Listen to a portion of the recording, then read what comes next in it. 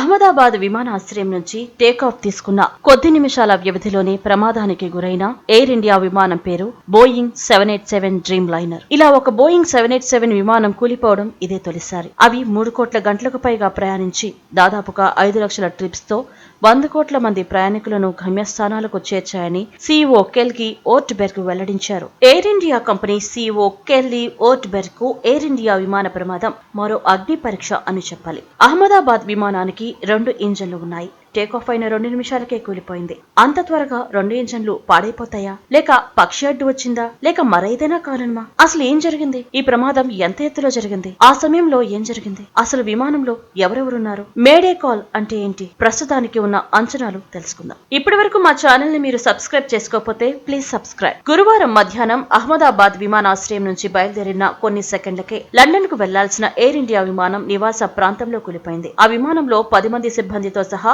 242 మంది ఉన్నారు. ఈ ప్రమాదంలో చాలా మంది మరణించి ఉంటారని భావిస్తున్నారు. బోయింగ్ 787 డ్రీమ్ లైనర్ విమానం A1171 టేకాఫ్ అయిన వెంటనే వేగంగా కిందకు వస్తూ కనిపించింది. మధ్యాహ్నం 2 గంటల ప్రాంతంలో వల్లభాయ్ పటేల్ అంతర్జాతీయ విమానాశ్రయం సమీపంలోని మేఘానీ నగర్ ప్రాంతంలో కూలిపోయింది.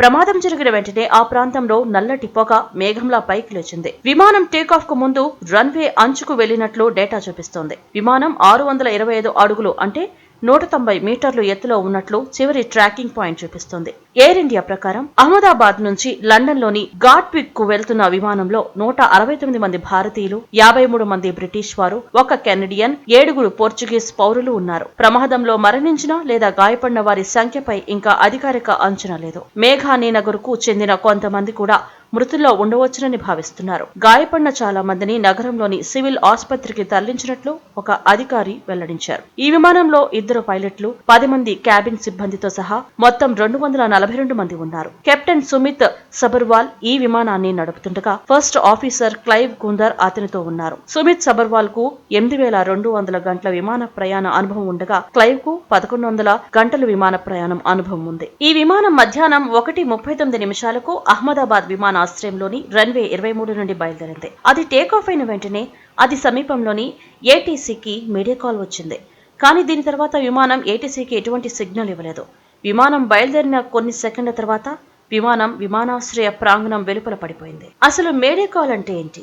ఏదైనా విమానంలో మేడే కాల్ అనేది విమానం తీవ్ర ఇబ్బందుల్లో ఉన్నప్పుడు, ప్రయాణికులు లేదా సిబ్బంది ప్రాణాలకు ముప్పు ఉన్నప్పుడు పైలట్ ఇచ్చే అత్యవసర సందేశం ఈ మేడే కాల్.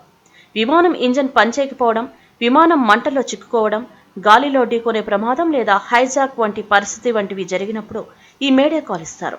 ఈ కాల్ ద్వారా ఏ పైలట్ అయినా విమానానికి తక్షణ సహాయం అవసరమని ఎయిర్ ట్రాఫిక్ కంట్రోల్ ఏటీసీ సమీపంలోని విమానాలకు తెలియజేస్తాడు. విమానం రేడియోలో 3 సార్లు మేడే మేడే మేడే అని చెప్పబడుతుంది. తద్వారా ఇది జోక్ కాదు, నిజమైన సంక్షోభం అని స్పష్టమవుతుంది.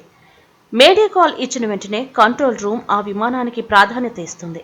అత్యవసర ల్యాండింగ్ కు అనుమతి, రన్వేను క్లియర్ చేయడం, అంబులెన్స్, అగ్నిమాపక దళాన్ని సిద్ధంగా ఉంచడం వంటి వాటిని వెంటనే సమకూరుస్తుంది. మేడే అనే పదం ఫ్రెంచ్ పదం మైడన్ నుండి వచ్చింది. అంటే నాకు సహాయం చేయి అని అర్థం. నిజానికి ఈ సంఘటన చాలా భయానికి గురిచేసింది. అసలు దీని గురించి మీరేమనుకుంటున్నారో కింద కామెంట్ లో తెలపండి. ఈ వీడియో కనుక మీకు నచ్చినట్లయితే like, share and subscribe and please support.